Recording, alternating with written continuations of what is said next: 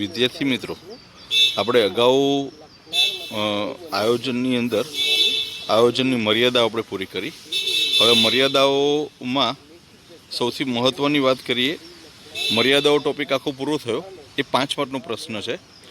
એ 5 માર્કના પ્રશ્નની અંદર આ વસ્તુ તો તમારા મગજમાં છે જ, બરાબર. હવે એના પછીનો નવો ટોપિક આપણે લઈએ છીએ, આયોજનનું મહત્ત્વ.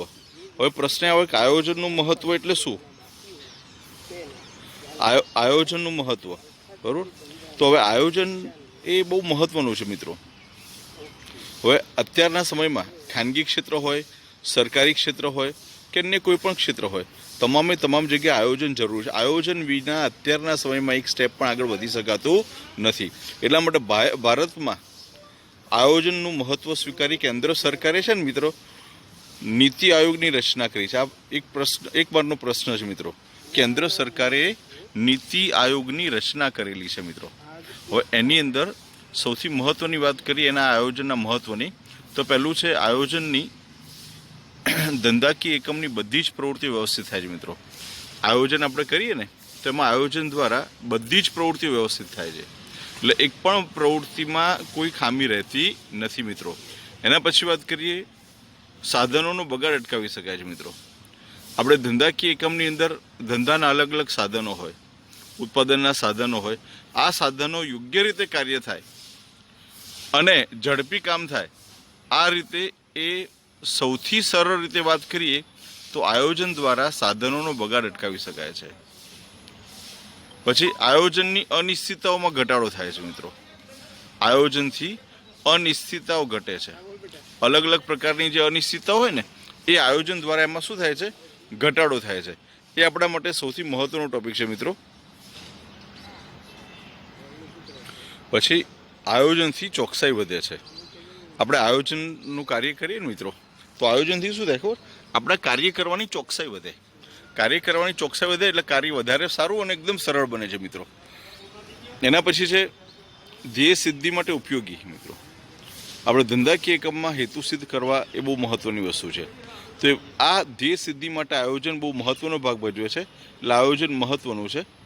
એના પછી જે સંચાલકીય કાર્યમાં સરળતા.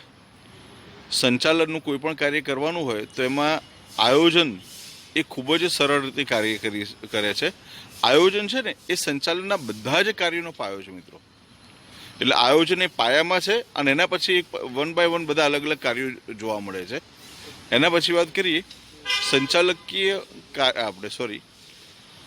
કર્મચારીઓનો સહકાર પ્રાપ્ત થાય છે. આયોજન યોગ્ય પ્રમાણે કરવામાં આવે ને મિત્રો, એટલે આયોજનથી કર્મચારીઓ વચ્ચે સહકાર જોવા મળે છે અને વિભાગો વચ્ચે પણ કાર્ય વધારે સારી રીતે થઈ શકે છે.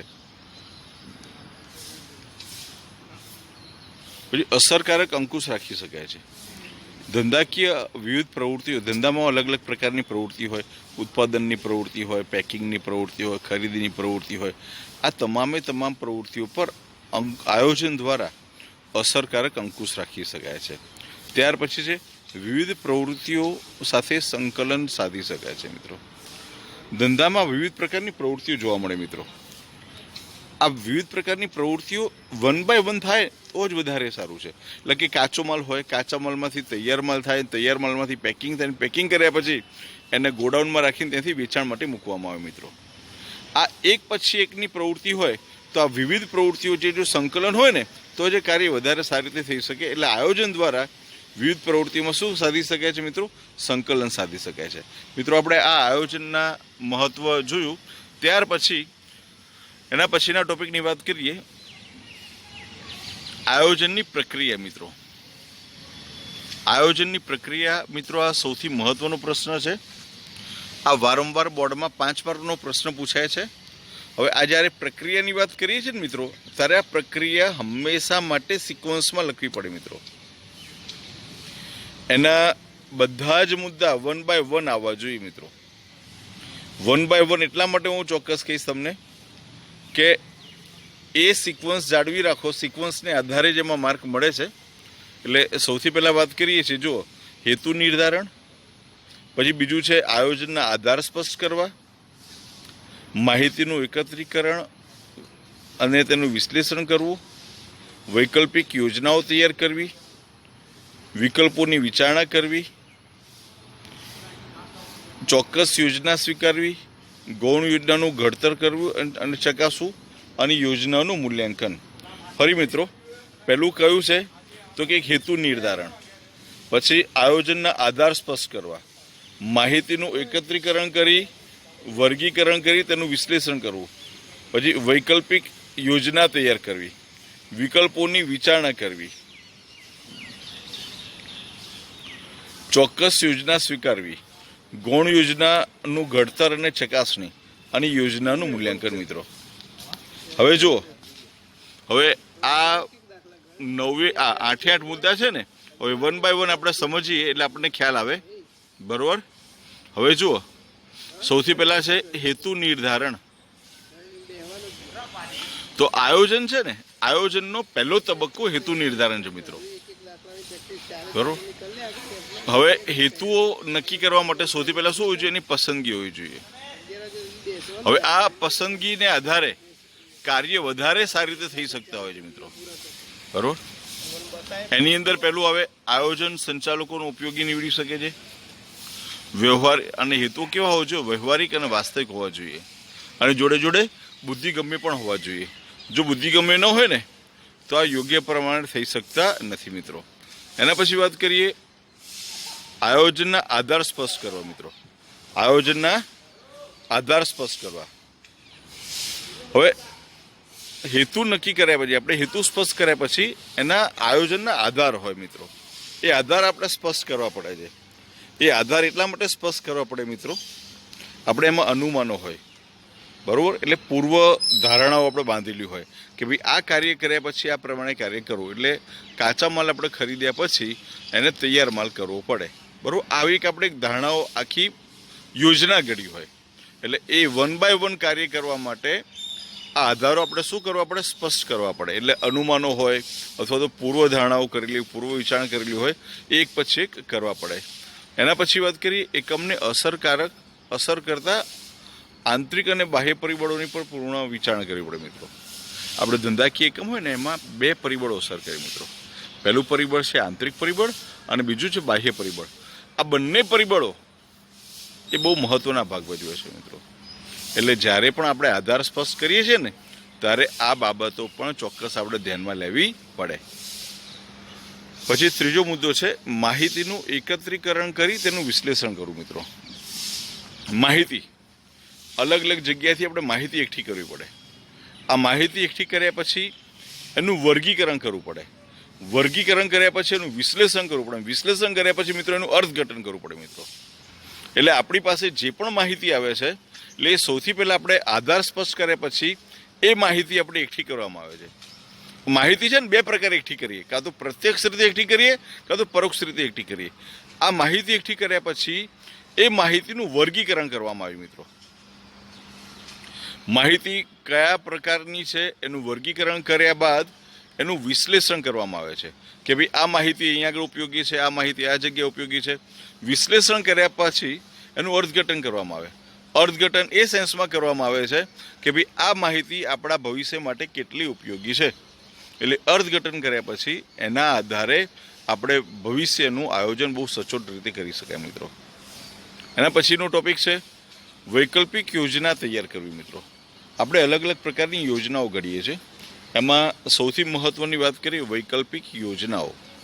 હવે વૈકલ્પિક યોજનાઓ તૈયાર કરવી એટલે શું? એટલે આપણા માટે છે ને 2 અલગ અલગ વસ્તુ હોઈ શકે.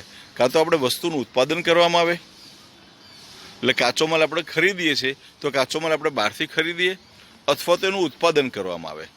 બરાબર. આ પ્રકારની અલગ અલગ પ્રકારની આપણી યોજનાઓ હોય છે.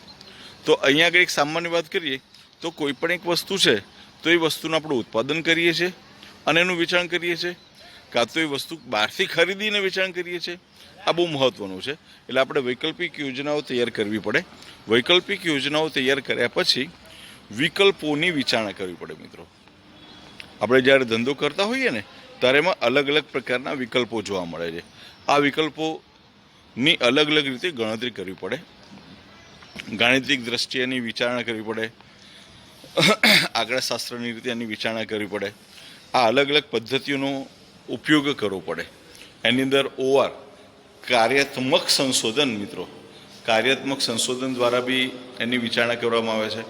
આ અલગ અલગ રીતે એની વિચારણા કરી અને વિચારણાને આધારે OR ઓપરેશન રિસર્ચ દ્વારા એક આદર્શ યોજના બનાવી શકાય મિત્રો. એટલે વિકલ્પોની અલગ અલગ વિચારણા કરવામાં આવે છે. એના પછી છે ચોક્કસ યોજના સ્વીકારવી મિત્રો. આપણે ધંધાકીય એકમ હોય તો ધંધાકીય એકમમાં અલગ અલગ પ્રકારની વિચારસરણીઓ જોતા હોઈએ છીએ, અલગ અલગ પ્રકારની માહિતી આપણે ભેગી કરતા હોઈએ છીએ. આ માહિતી આપણા 100 રૂપિયા કદાચ બની શકે, અલગ અલગ માહિતી હોઈ શકે છે. હવે આવા સંજોગોમાં આપણે અલગ અલગ જે યોજનાઓ સ્વીકારીએ છીએ એમાંથી કઈ સર્વશ્રેષ્ઠ યોજના સ્વીકારવામાં મિત્રો. અલગ અલગ જે યોજનાઓ છે ને એમાં સર્વશ્રેષ્ઠ યોજના સ્વીકારવામાં આવે જેથી કરીને આપણે કોઈ મુશ્કેલી રહેતી નથી. એટલે આપણા માટે આ સૌથી મહત્વનો ટોપિક છે. સર્વશ્રેષ્ઠ વિચારણા કર્યા પછી એના પછી બીજો એક ટોપિકની વાત કરીએ મિત્રો, ગૌણ યોજનાનું ઘડતર અને ચકાસણી કરવી. આપણે ધંધાકીય એકમમાં અલગ અલગ યોજનાઓ હોય, આમાં ગૌણ યોજનાનું શું કરવું પડે? ઘડતર કરવું પડે મિત્રો. ગૌણ યોજનાનું ઘડતર કરી અને એની શું કરવી પડે છે? એની વિચારણા કરવી પડે. હવે એની એક વાત કરીએ તમને એટલે મગજમાં આવે કે ઘણી વખત છે ને આપણે ઉત્પાદન કરતા એકમ, માનો કે આપણે કાર બનાવતી કંપની છે, હવે આપણી પાસે 2 ઓપ્શન હોય. એમાં કાર બનાવી એટલે સ્વાભાવિકપણે આપણે ટાયરની જરૂર પડે છે. આ ટાયર આપણે ક્યાંથી ખરીદવા? પ્રશ્ન આવે ને, મનમાં પ્રશ્ન થાય કે ના થાય કે આપણે ટાયરનું આપણે પોતે ઉત્પાદન કરશું કે આપણે બહારથી ખરીદવા? એટલે એમાં બી આપણે વિચારણા કરીએ. આની અંદર બી આપણે અલગ અલગ પ્રકારની વિચારણા કરીએ છીએ. કઈ રીતે વિચારણા કરીએ કે ભાઈ જો બહારથી ખરીદવામાં આપણને શું લાભ મળે છે?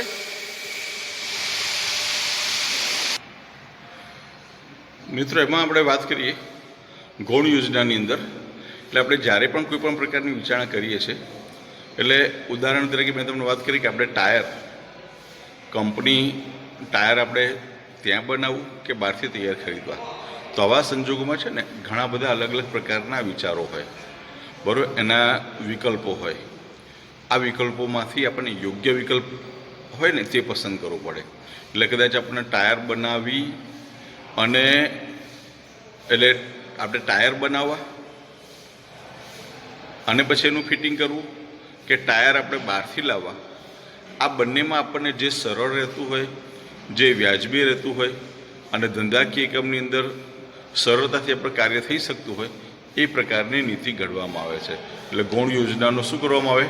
ઘડતર કરવામાં આવે છે. ત્યાર પછી છે યોજનાનું મૂલ્યાંકન મિત્રો. આપણે જે પણ યોજના આપણે સ્વીકારીએ છીએ, આપણે જે પણ યોજના ઘડીએ છીએ, આ યોજનાનું શું કરવામાં આવે છે?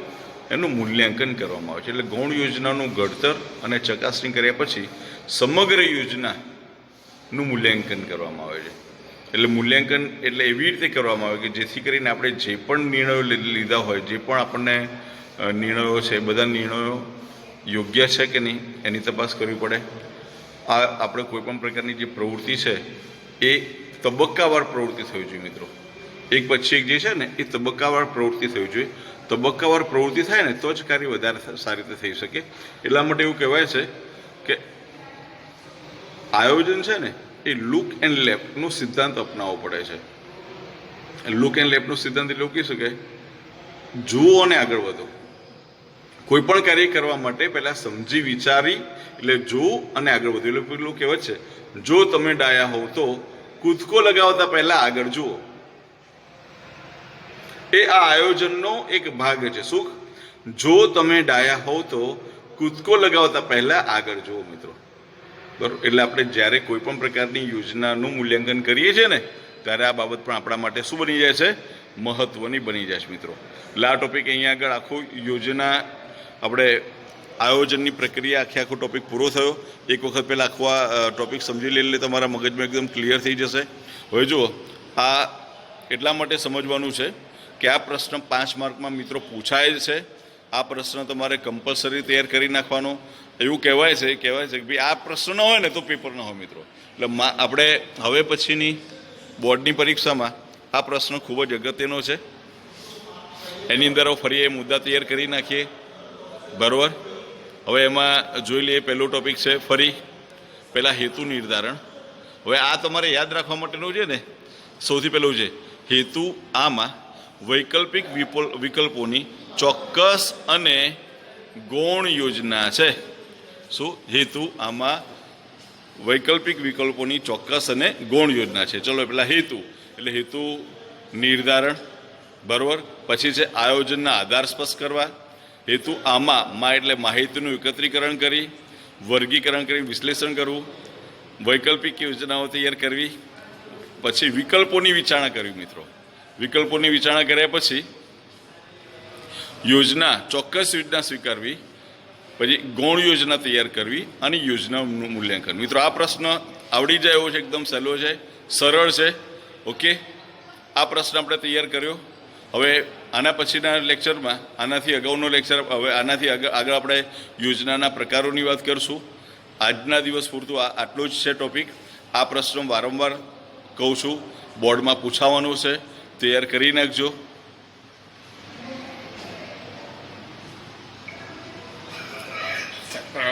રેકોર્ડિંગ